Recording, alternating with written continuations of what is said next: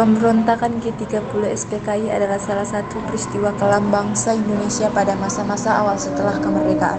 Peristiwa di mana para jenderal menjadi korban dari tindakan-tindakan keji yang dilakukan oleh orang-orang yang terkait dengan peristiwa tersebut.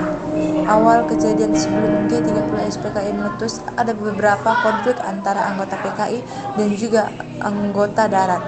PKI memiliki cita-cita untuk merintis berdirinya negara komunis, sedangkan Angkatan Darat sebagai kekuatan pertahanan negara berkepentingan mengamankan Pancasila sebagai dasar negara.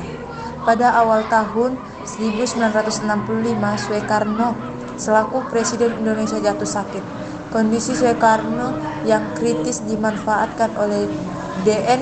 Aidit selaku pemimpin PKI untuk melakukan rencananya menjadikan Indonesia menjadi negara komunis.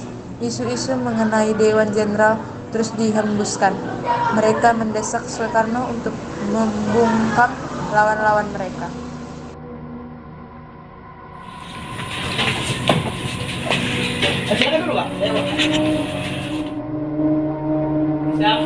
Sekarang telah memasuki tahap yang menuntunkan. Kontak semua perwira yang berpakaian maju yang mendukung kita segera menyusun kekuatan, kumpulkan semua anggota biro khusus baik di pusat maupun di daerah. Oke, Pak. Saya optimis. Saya yakin sekali segala sesuatu di muka bumi ini mendukung kita. Perwira yang saya didik juga mempunyai optimis yang sama. Pemuda-pemuda kita sedang berlatih keras di lubang buaya. Tapi saya ragu. Apa benar aja Bung Karno semakin dekat seperti yang dikatakan King George. Cepat atau lambat, itu pasti datang cepat atau lambat jenderal-jenderal itu akan mengumpulkan semua pasukannya. Dan saya tidak ingin kalah sekarang.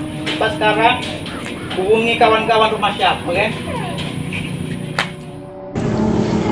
14 Agustus tahun 1965, Waluyo kawan ketua Aidit berpesan agar gerakan yang kita lancarkan bersifat terbatas dan akan berupa gerakan militer.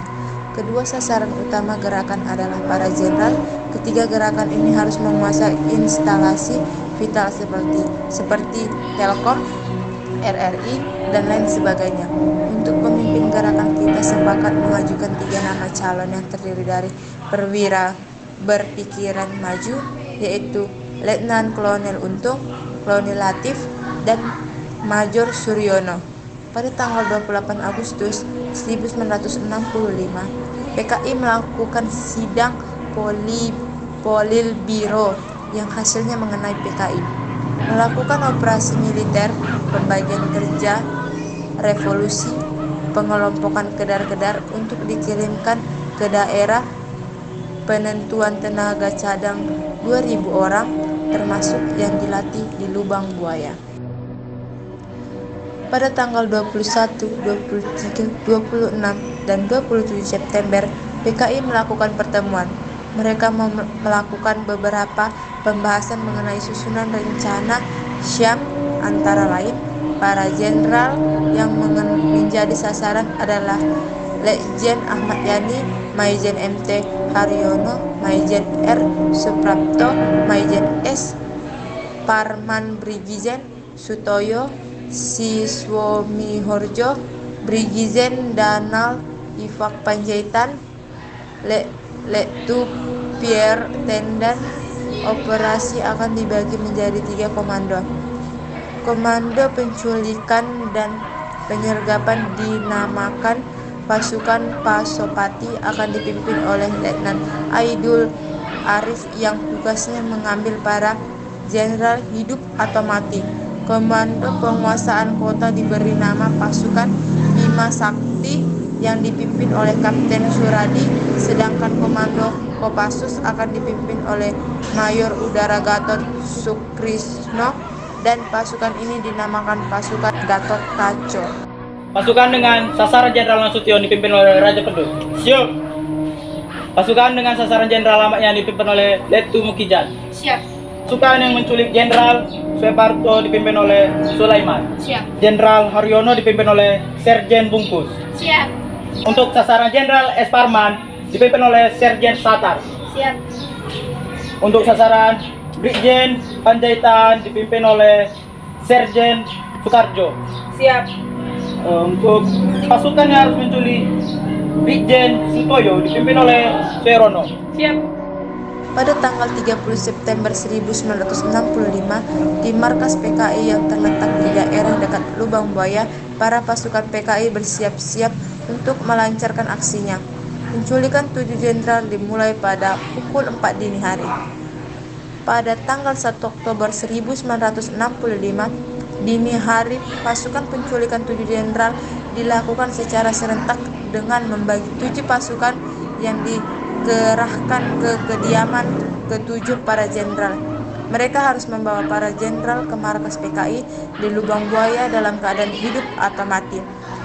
Jenderal Nasution berhasil melarikan diri dengan memanjat tembok, namun kaki kirinya terkena tembakan saat memanjat pier. Tenden menemui pasukan Pasopati dan mengakui diri sebagai Nasution.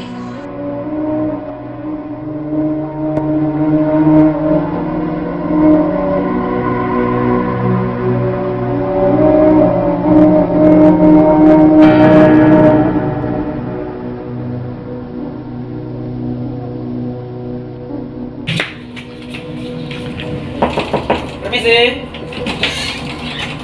Iya, ada apa? Bu, ada bapaknya? Bapaknya lagi tidur. Mau ibu lagi di Taman Suraparti. Dek, bapak mana? Bobo. Pergi panggil bapak. Pergi, cepat. Bapak.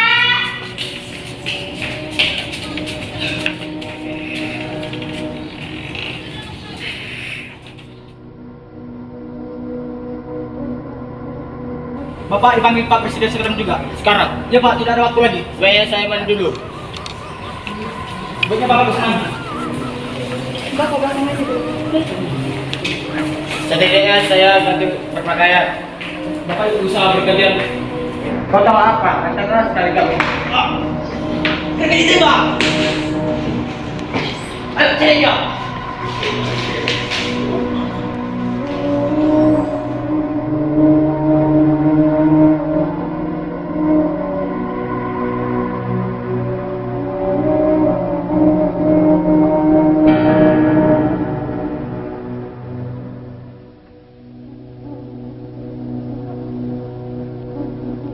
Permisi. Ya, silakan masuk. Terima kasih. Siap. Duduk. Apa tugas kalian? Tugas kami mengamankan presiden, Pak. Kami diberitahu akan ada Dewan Jenderal. Itu semua tidak betul. Kamu tidak tahu bahwa Presiden Soekarno saat ini sedang berada di istana. Coba kamu cek sendiri ke istana dan kamu juga harus tahu bahwa gerakan untung ini pasti didalami oleh PKI. Saya kenal betul mereka dan cara-cara mereka. Gerakan mereka merupakan gerakan pemberontakan. Jadi saya memutuskan untuk menghadapinya. Sampaikan ini kepada seluruh anggota kesatuanmu supaya cepat kembali ke Konstat dan juga sampaikan ini kepada kepala komandan batalionmu. Saya beri batas itu sampai jam 6 sore. Kalau sampai jam 6 sore nanti belum juga kembali ke Konstat, berarti pasukanmu sudah berhadapan dengan pasukan saya.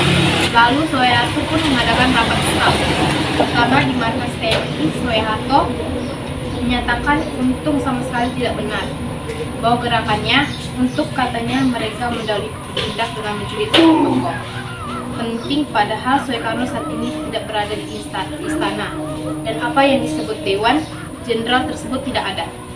Yang ada hanyalah Wancakti dan saya adalah politik.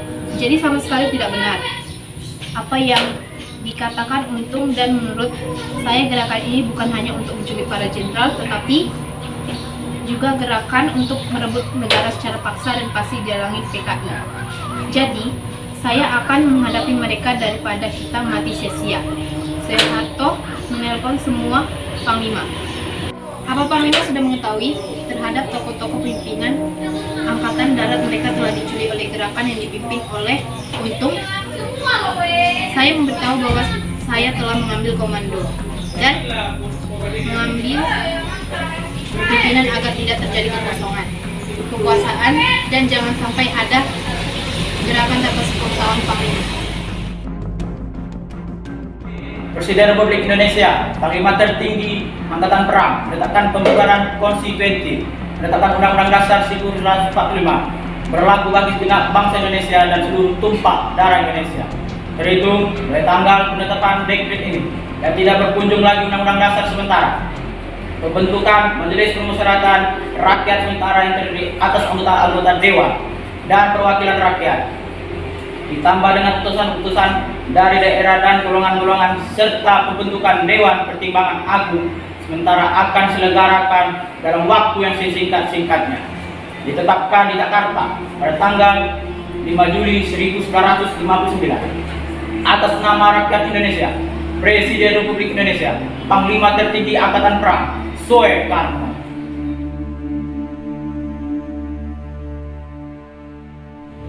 Tritura, pembubaran PKI beserta ormas-ormasnya, pemberontakan kabinet Trikora, turunkan harga sembako. Merdeka! Turunkan!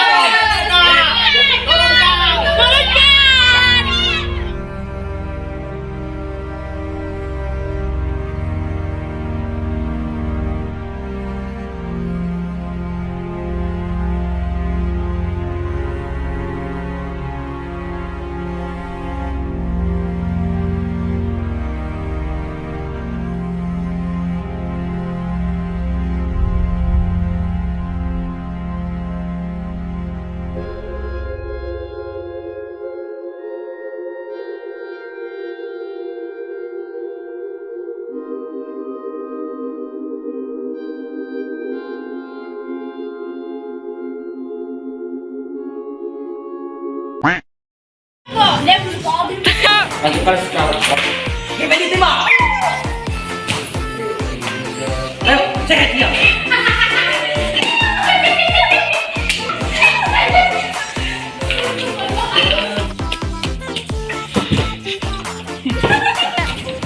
Pak, Bapak dipanggil sama Pak Presiden.